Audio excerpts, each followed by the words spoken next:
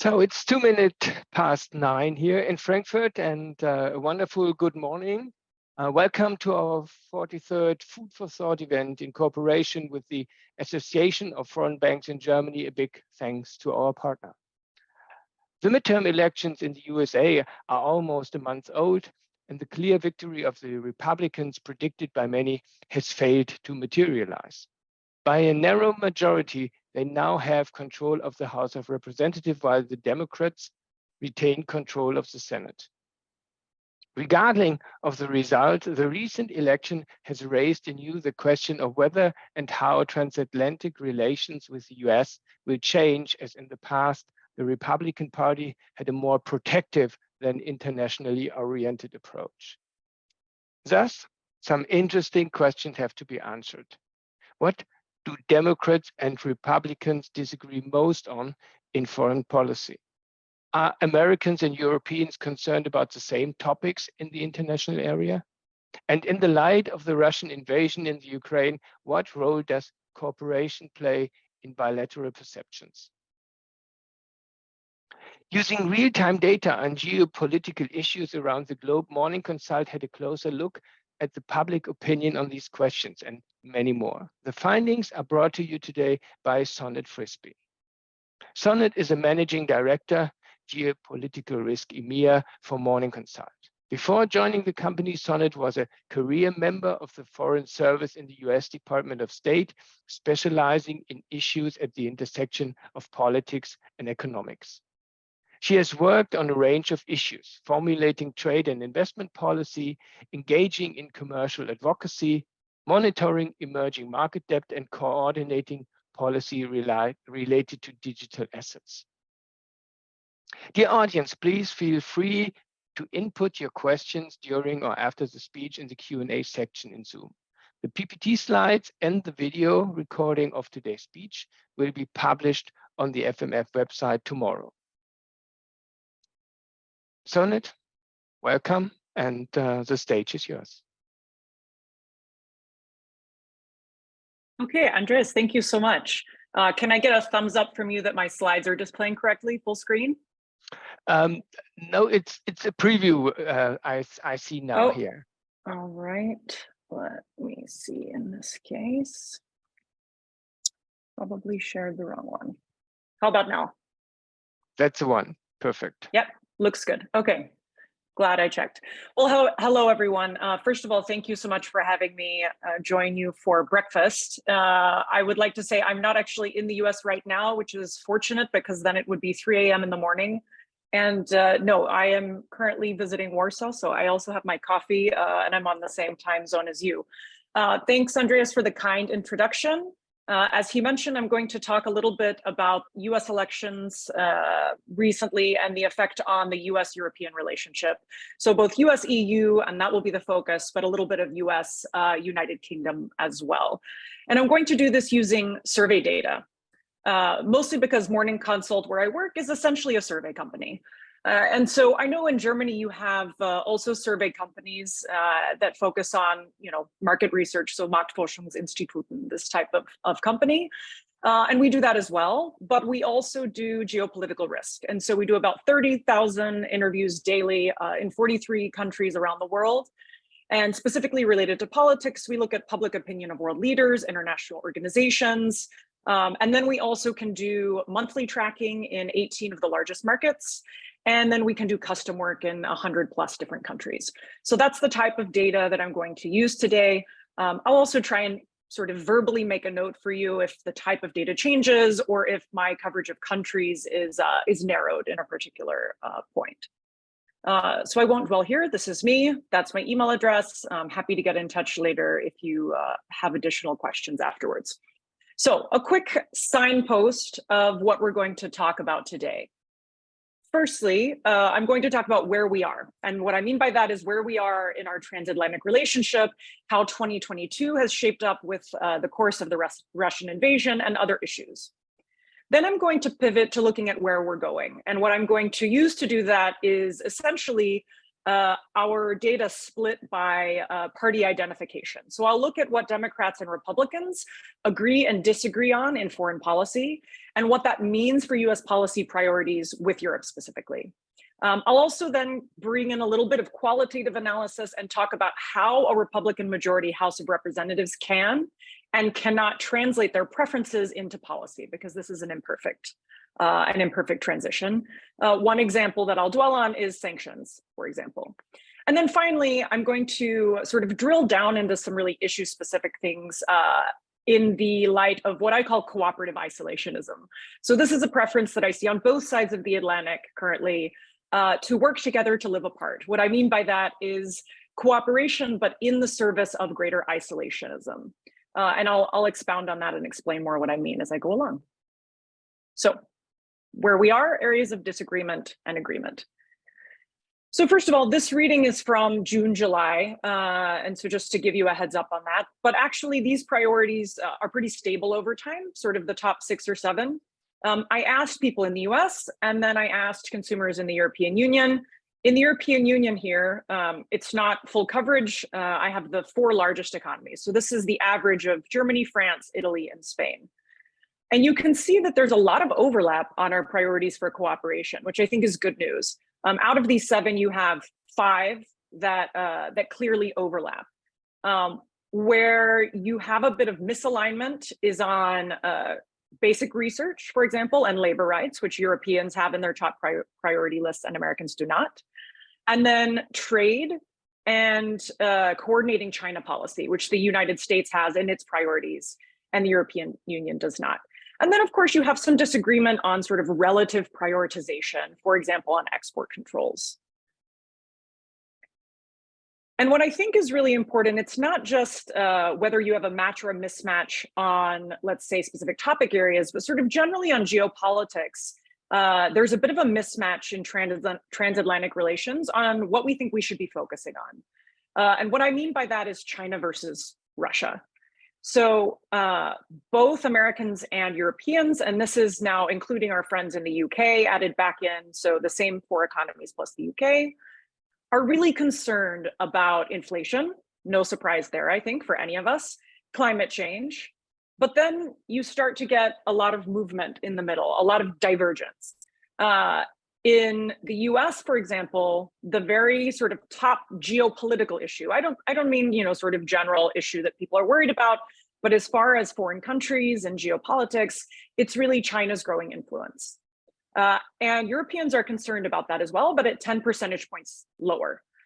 And as you can see, Europeans really prioritize and are concerned about Russia's invasion of Ukraine and Russia's growing influence as a global superpower at much higher numbers than Americans, and also relatively higher compared to China.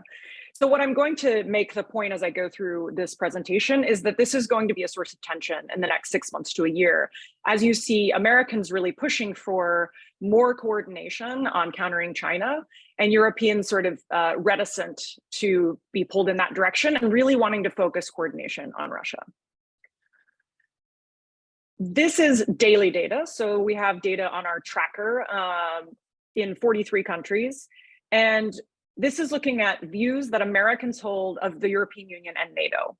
And I want to call out a couple of things that I think are really interesting here for you. Number one, you don't usually see big swings in sort of opinion of another country, but you can really see this huge jump right at the invasion, Russia's invasion of Ukraine, in Americans' views of both the European Union and NATO. So I sort of call that a rally around the flag effect. But then if you look over the next several months up until, I think I have this through October 31st, so just a couple of weeks ago, you see sort of a steady decline. And you could say, okay, this is sort of reversion to the mean, but you see favorability of NATO falling off a bit quicker than you do for the EU. And in my mind, and I think a lot of people's minds, NATO in some sense is sort of a proxy for the conflict itself and sort of Russia's counterpart in people's minds when they're thinking of geopolitics. And so I would call this, one signal that perhaps there's a little bit of war fatigue, if you want to call it that. Let's look at what it looks like in Europe. So this is, again, the 5 largest Western European economies. And NATO and US about at parity. And I should have said, these are net values. So these are positive. So you're saying, a positive 20. So people who like versus those who dislike or disapprove of each of these institutions. And you see, again, that same big bump around the invasion of Ukraine, this rally around the flag effect. But what's really fascinating for me is that Western Europeans appear to be paying a lot of attention to US domestic politics. And I suppose if that weren't true, you wouldn't be here today.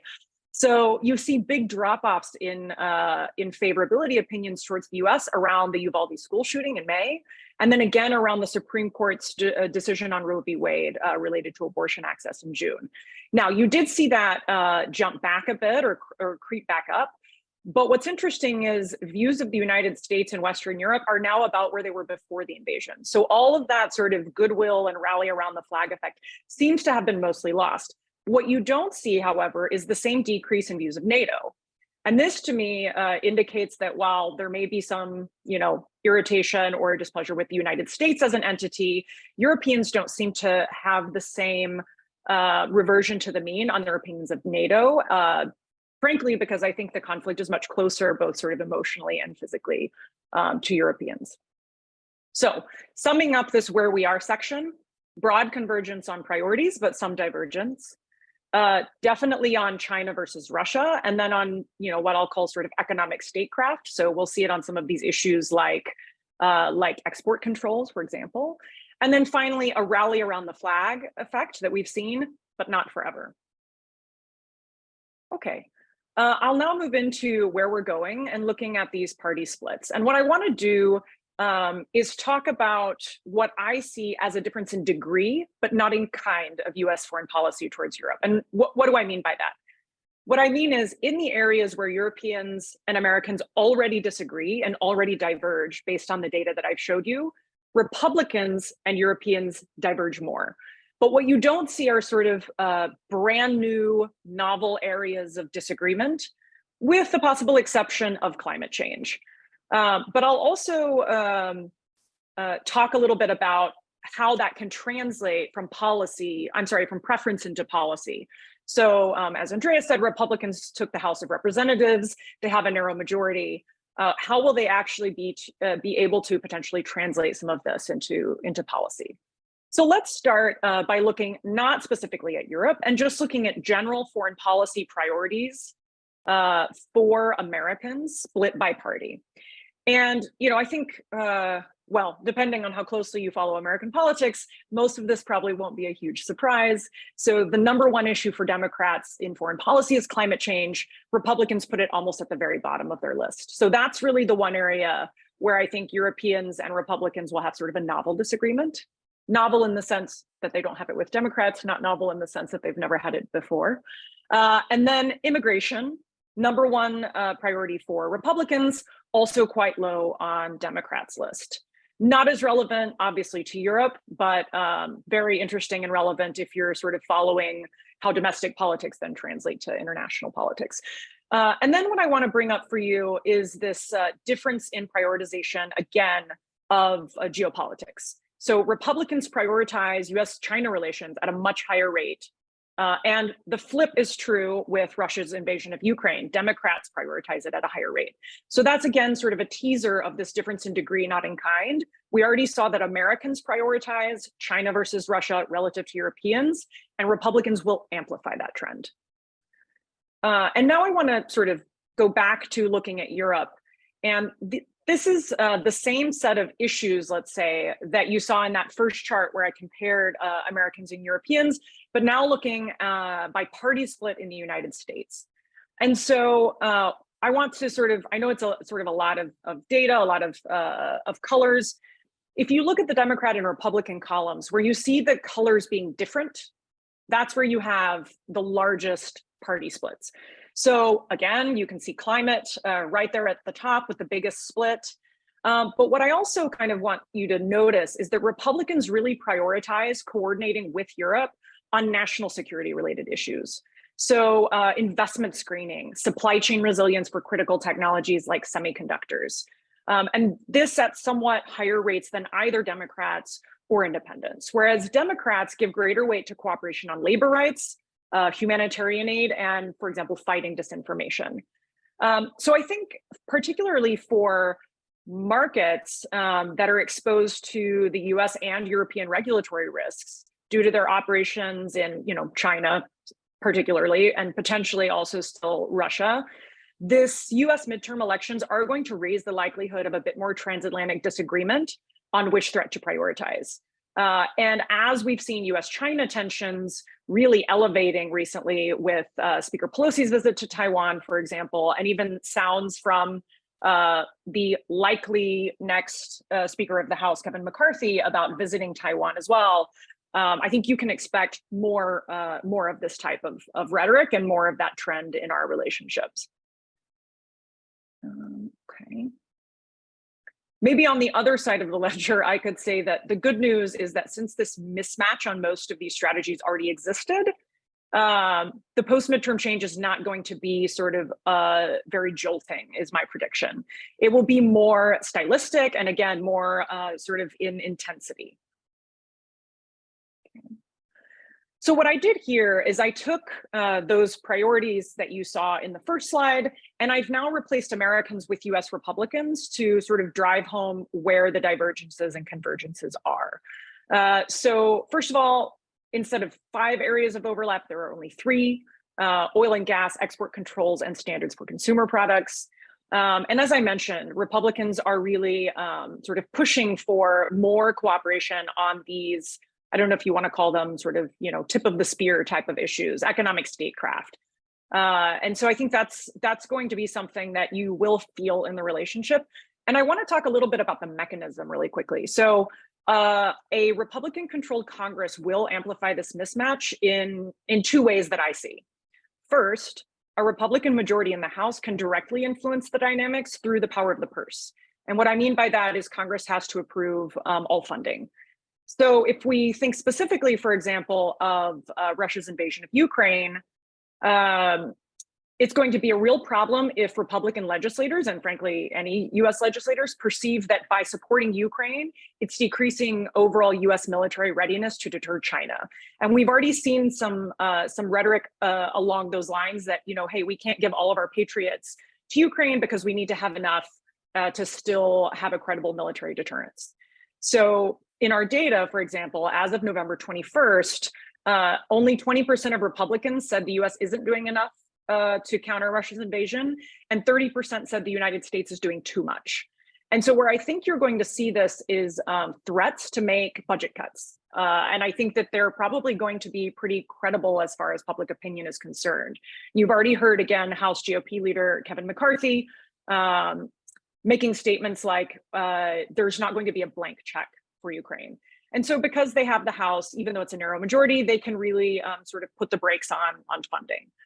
Secondly, Republican legislators can pose what I would call sort of an implicit challenge to the Biden administration by engaging in rhetoric or proposing legislation that sort of tries to make the Biden administration seem soft on China. Not my words, right? But this will be sort of the strategy. And then the Biden administration, because sort of concern about China geopolitically is a bipartisan issue in the US, even though, as I've shown, there are sort of big differences. Large shares of both Republicans and Democrats still say that they think China is closer to being sort of a rival or an enemy somewhere in that camp than being an ally. So the Biden administration will then feel the need to sort of respond and show that no, indeed, we are tough on China, and that's going to sort of shift the debate. So summing up this section, Republicans are to Democrats as Democrats are to Western Europeans. Fewer areas of overlap between Republicans and Europeans, but imperfect translation of policy. And then look for more disagreement on economic statecraft, specifically support for Ukraine, but also China export controls. And I'll talk a little bit more about that. Climate change and industrial policy. So for example, subsidies. And I want to talk specifically about sanctions, because I think then the question that I get a lot is, well, Americans are going to lift sanctions. My read on that for you is I don't think that's going to happen. And I'll explain why. It's both a data argument and sort of a procedural qualitative argument. This is our data by party split on support for sanctions on Russia. And there is a big party split. I don't want to sort of downplay that. 52% of Democrats still supporting sanctions if they cause inflation. So we've definitely primed people in this question to think about inflation. And only 37% of Republicans. But the reasons that I don't think it will lead to a lifting of sanctions are as follows. Number one, this is still a plurality of voters, even of Republicans. And so as you can see, 43% of overall US adults say that even with inflation, we should still impose sanctions. And then there's another about 1/3, let's say 30%, that say they would support energy sanctions as long as they don't cause inflation. And so there's some evidence that inflation is beginning to moderate. Even as it stands now, there's a plurality that supports them. If inflation moderates, it's even more likely that support will sort of stabilize. And then number two, the procedural argument. Very difficult, well nigh impossible for Congress to lift sanctions in the US because sanctions are clearly the purview of the executive. And in fact, it would require a joint resolution of the Senate and House. Republicans know this, so they'll know that it won't be very sort of realistic for them. And so I would predict that they are not going to sort of latch on to sanctions as their cause that they're going to really push for lifting of sanctions. So let's look at the European picture on sanctions. What I want to point out to you, maybe I'll use the laser pointer here. Well, very fun, is what you just saw in this previous graph is equivalent to these sort of pink squares here. So that's the share of people that say, yes, we should impose sanctions on Russia, even if it causes inflation. And what's really important to note here is that even though only 37% of Republicans are supporting sanctions, that's still higher than, let's say that's about in line, because we have typically 3% margins of error on this data. So it's in line with what we're seeing in the European countries that have the highest support for sanctions. And I mean, I don't think I need to tell you that I would attribute this to much higher energy inflation, and particularly this question is addressing energy inflation related to energy sanctions. So no surprise that Europeans are really feeling the pinch there. And I wanted to just sort of give a quick snapshot. I don't have, that sort of lovely weekly data, unfortunately, all across Europe. But for example, in Germany, if you look at May, you do see a huge drop in support. Let's say unconditional support for energy sanctions from 40% of Germans to 28%. And that 28%, by the way, is what you see here. That's that same result. And then maybe a slight rebound recently. We'll have to sort of see if that holds or if it's a fluctuation in the data. And so if we're thinking about inflation and consumer confidence in Europe and the effects, I wanted to show you a bit of our consumer confidence data for Europe. On the right, you have the natural gas 1-month futures contracts. Now, I obviously know these don't feed through directly, but there's, I guess, potentially some hope, although I know experts are predicting a difficult winter, that inflation in Europe could possibly moderate a bit, especially as we've seen big drop-offs in demand, lowering energy prices in some cases, like for oil. On the left is our proprietary consumer confidence indicator. And Europe, frankly, has been a real dark spot. You see that big drop-off sort of at the invasion of Ukraine, obviously.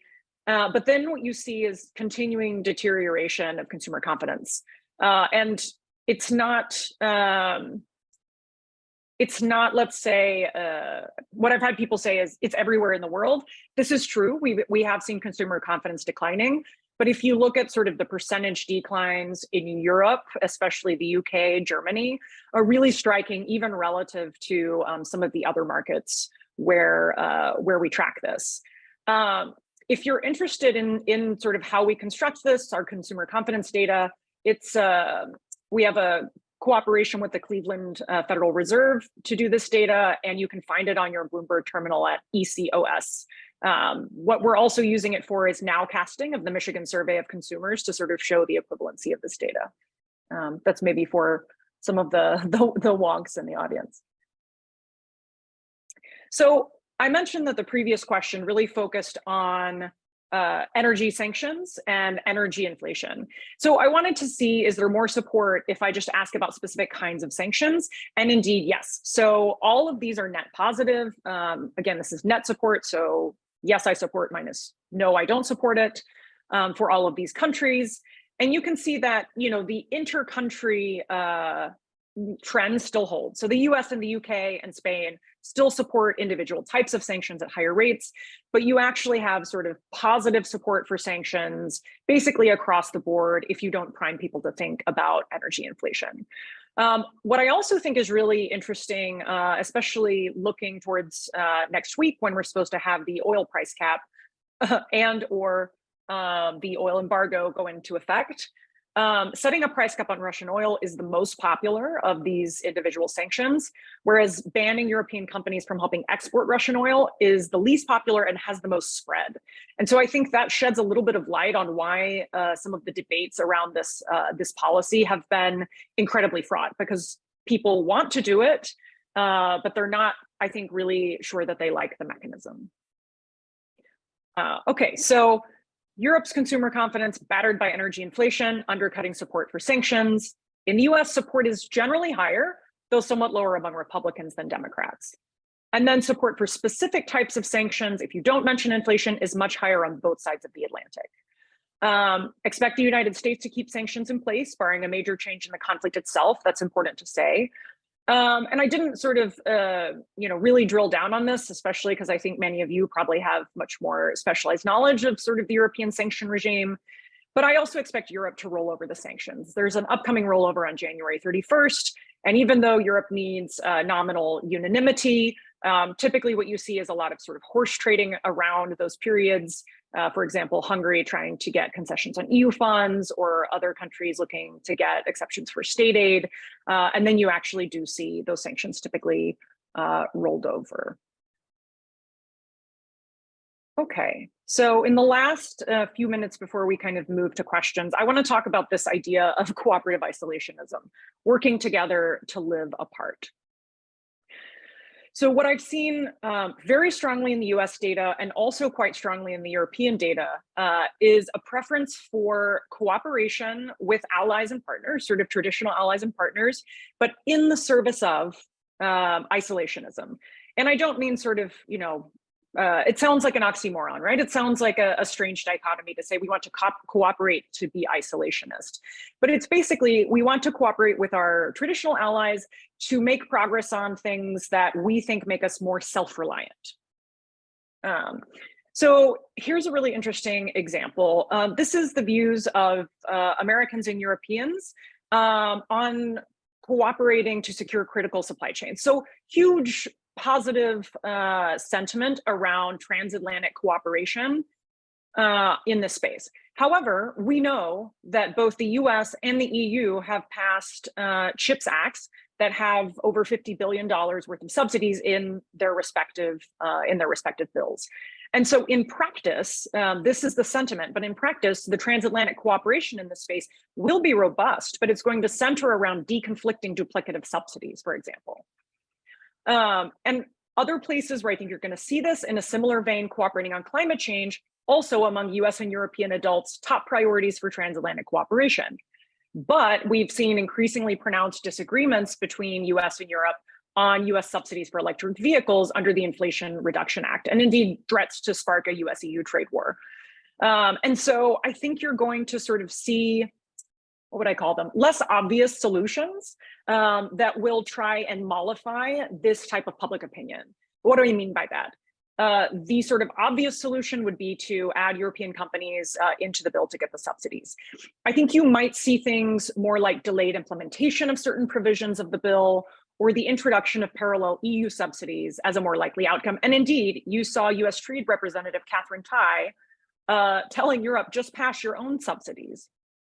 And I would like to add to that, that in the spirit of this cooperative isolationism, I would expect the US government to then suggest the European Union implement similar mineral sourcing rules in any subsidies they pass to decrease reliance on Chinese minerals. So other areas I think we'll see this, export controls, I've mentioned a bit, inbound investment screening, and then trade and friendshoring. So friendshoring, when I first started writing about it, no one knew what I was talking about. I suspect that it sort of penetrated the consciousness a bit more since then. So if you're unfamiliar with this very terrible portmanteau, the idea is to secure supply chains by sourcing critical inputs from trusted allies. And so, you know, I had this idea, well, maybe this could sort of benefit transatlantic trade, and maybe there's a benefit to companies that are reshoring where they can recoup some of the costs. And, you know, I think it's a result that was unsurprising, where if I compare reshoring to friendshoring, everyone would prefer to bring production back domestically. And so, you know, you see US consumers basically in line with European consumers, around a third saying, yes, I would pay more for reshored goods, only about 1 in 4 saying, yes, I would pay more for friend-shored goods. And then specifically, I said, okay, to the people who said, yes, I would pay more, how much more would you be willing to pay? And, you know, again, I think somewhat unsurprising, people would be willing to pay a bit more for reshored goods than friend-shored goods. And there's some interesting sort of movements. There's a slight uptick if you sort of average this out in the amount that people say they would be willing to pay. And I should also mention that there seems to be perhaps a slight uptick in the number of people saying that they would pay more. However, you know, if I were a company that was trying to make a decision based on fixed and variable costs, friendshoring, you know, at least in the way that we've conceived it, typically involves a move to higher cost markets. If you only have, I don't know, 1 in 4 consumers saying they'll pay 1 to 5% more, it's unlikely to be really a way that you can offset your costs. Now, what I have told clients is, if you're already reshoring or friendshoring for your own reasons based on geopolitical risk, it is viewed favorably. And so you could sort of use that for reputational gains. Trade. So I think we all know what happened with TTIP, and yet support for free trade remains really high on both sides of the Atlantic, and surprising for me, higher in the EU, for example, than in the US. Basically in line. Again, we have margins of error. But what I think is interesting here is you say, well, okay, what does it mean when you ask people about trade? Because obviously there's more at work here. So I asked people, what do you think trade should be? And that's when I think you really get a sense of what people mean when they say, yes, I want transatlantic trade. So both Europeans and Americans say that trade should be based on labor rights and environmentalism, and should protect domestic industries. Only in third place do you get trade should be commercial. And then the very least popular narrative is that trade should be a foreign policy tool. And so I think, you know, this is maybe a cautionary note. First of all, the policymakers, who I think have tried to sell a lot of these trade deals as, you know, the economic NATO in the case of TTIP, or we're going to, you know, hem China in with our standards when it comes to TPP. And those types of narratives are resonating much less with the public than narratives around labor rights and environmentalism. I think these types of views make a comprehensive deal very difficult. So I was shocked, and I would love if someone could explain to me why Schultz sort of brought up TTIP, I think it was last week. I had a trade academic say, read the room. That was sort of the response. But I'd be interested in your views on that. But I do think that these views could mean more room for the types of things that the US and EU have been trying to do through the TTC. The risk there, I think, and of course there's a meeting next week, is that with the TTC being sort of the only train moving through town and everyone's trying to sort of throw their pet project onto it, it's really seemed to have slowed down. So my advice would be narrow it to issues that sort of fulfill voters' desires when it comes to trade. Keep it focused. I don't think people are as sort of inherently opposed to trade with our allies as some policymakers seem to think they are. Okay, so cooperate to isolate, expect unorthodox policies from an economic standpoint. Friendshoring appears to potentially be on an upward trend. I am tracking it monthly in the US. I'll let you know. And consumers largely don't want to pay for it, on the other hand. And then a transatlantic trade deal could enjoy support, but it would really need to focus on domestic protection and not international politics. So I think we're close to the sort of 40-minute mark. And so I'm going to stop here. This is a QR code for the geopolitical risk landing page. If you'd like to, see access to a lot of this work. And much of this that I showed you today comes from a recent report that I released on the 17th. But of course, I did some additional analysis and content, especially for you. So I'll end there. Sonnet, thank you very much for this huge amount of information, actually, that I just have to digest. But of course, it's really interesting having all these insights, on the American society, on the political partners, and also especially, of course, comparison to Germany. It still might leave some open questions, but I would assume that there is probably still more information available, more that it did not fit into the 40 minutes we had just now. But I'm pretty sure that this information we just had a peek in is also very valuable for companies as well as governments, politicians, to know about the sentiment within the society, and that's not only based on gut feelings, but really on hard data. Talking about Germany or Europe in general, it is quite interesting to see, and we had a Food for Thought seminar just a few weeks ago that pointed out some differences between Germany, France, and Italy, for example. It is interesting to see that there are some similarities, and then there is big differences. So how do you deal with that? How do you aggregate these different countries in Germany to have a European opinion in the end?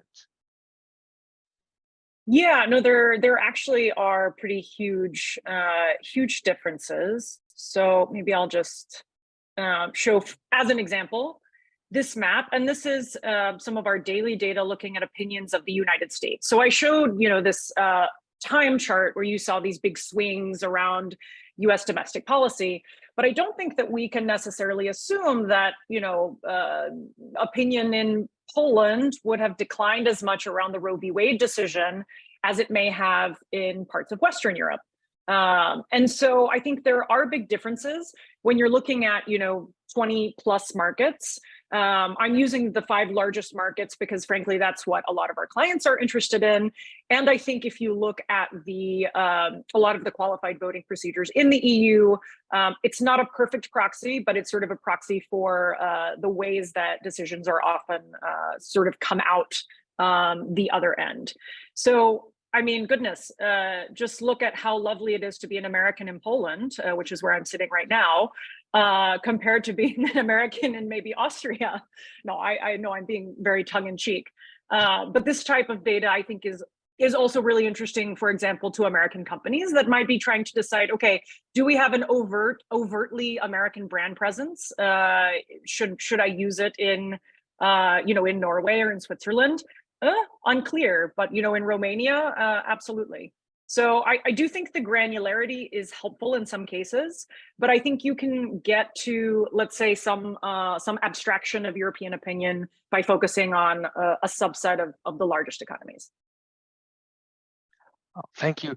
You were just talking about finding out about market opportunities. Actually, within the financial industry, it's discussion about opportunities, but even more, it's a discussion about risk and risk management. And I think the political risk is more on the agenda than it probably has been in former years. So can you give some examples of the kinds of specific issues that companies are dealing with in political risk? Yeah, absolutely. So some of the things that we worked a lot on in 2022, by the way, it's not like a nice thing, but being in geopolitical risk in 2022 has been a real growth industry, I would say. So we had Russia's invasion of Ukraine, and essentially every Western company in Russia was trying to decide what to do. And there were a lot of different considerations, right? There was how will the conflict evolve? So, you know, how will my profits and my operations in Russia be impacted going forward? And then there's also thinking of the reputational risk to their consumers in Europe and in the United States, right? Because there was a lot of pressure from publics for companies to withdraw. And then you saw some really bad PR for companies that either didn't or were late, you know, really harmful rhetoric, like, you know, you have blood on your hands, this type of highly emotional issue. And so a lot of the advising that we were doing in sort of, you know, April, May, June, and even later, were companies trying to get a handle on what consumers were thinking and how they were dealing with this. And then we have quite good data in Russia. And so trying to understand, okay, well, where is the Russian economy going? How does that intersect with politics? So, you know, some of my advice, for example, was don't expect the Russians to welcome you back with open arms afterwards. So if you sort of do a temporary suspension, what we've seen in our Russia data is Russians have really soured just generally on the West. This is not maybe a revelation now, but it really quite was in even March, April. Yeah, so and then talking a lot about European and American consumers and sort of what narratives around companies' activities in Ukraine and Russia sort of resonated or did not. We did quite a bit of work on this. And then my colleague, we have a China expert who's an expert in the Chinese middle class, lived for over a decade in China, speaks Mandarin. And so he's been, of course, working a lot on China-Taiwan, the tensions around Nancy Pelosi's visit, what that means for well, COVID lockdowns. I think yesterday I talked to him and he said, I only have 5 more press spots today because, of course, of the COVID protests in China. So a lot of advising on that. And then maybe I'll just briefly say on sort of the very specific area, you know, we do custom research. And so we will have clients come with much more specific questions. They don't sort of want to know, okay, how is the overall trend of US-European relations, et cetera. They might want to know, okay, in West Africa, how do people view the healthcare industry? And we can also do sort of more granular custom research and help them also make sense of the results. Okay, thank you. With respect to the topics you mentioned already and the clients, looking at Germany, I would assume that there is a lot of interest from clients in the sustainability issues, you know, because this is part of, very important part of the business, has been extended in many areas. And of course, we are looking at our stand compared to other European countries, also internationally, of course, also as a financial center. Is there something that is striking from the data you still have in mind on sustainability? Yeah, you know, the first thing that comes to mind, and I can also send if people are interested, we did a whole series with my colleagues, so I'm trying to remember sort of the main takeaways on sustainability in various industries. And one of the really interesting takeaways was sort of how sustainability narratives work or don't work with consumers. So one example, very few consumers could sort of define what carbon neutral meant. So, you know, as companies were saying, oh yeah, we're carbon neutral, consumers were kind of saying, okay, I'm not really sure what that means. But issues that many companies were not focusing on, like water, which, okay, you think that maybe is not like a sexy sustainability issue. But again, it really resonated with people in a way that I didn't expect. And so consumers were saying, yeah, we really value responsible water practices, not only in the US, but elsewhere. And so I think these types of insights can be really useful. And indeed, I know of like one very large client that was saying, oh, you know, like we actually do have a lot that we do on water, but we haven't been communicating that to consumers at all. And so they, based on that intel, sort of revamped some of their communication strategy. So those are a couple on sustainability, but if somebody's in a specific industry, we probably have a specific sustainability report if they're interested. Yeah, awesome. Yeah, I think we are, and I I'm pretty sure that among our audience, we will have some people who are especially interested in this point, especially if there is something that is confirmed, which is good to have data to confirm the things that you have just presumed. And on the other hand, to get these entire insight, and maybe some new topics are coming up, like the water issue is not perfectly new, but seeing the importance is something that I actually personally I didn't have this on my agenda so far. Actually, we could probably talk about a lot of topics still, but there's also other work waiting probably for all of us. So for now, I would like to thank you, dear audience, for your questions, and you, Sonnet, for your wonderful speech. And I know that there is more information to share. You offered already the link and your email address, so that people can get in touch if they have interest in a special topic. And I probably I assume that you have a website where one or the other report is also available on topics. So this is probably also worth having a look. And I would like to encourage the audience, of course, to get in touch with you here. So today has been the last Food for Thought for 2022. We thank you all for attending. Most of you have been very have joined all the Food for Thought that we had this year. So thank you for this, and I'm looking forward to see you all next year. Now have a good December, workful December probably, but then Merry Christmas, Happy New Year, and all the best. And thank you, Sonnet, and have a nice time in Warsaw. Thank you. Bye, Thank you, everyone. and bye-bye.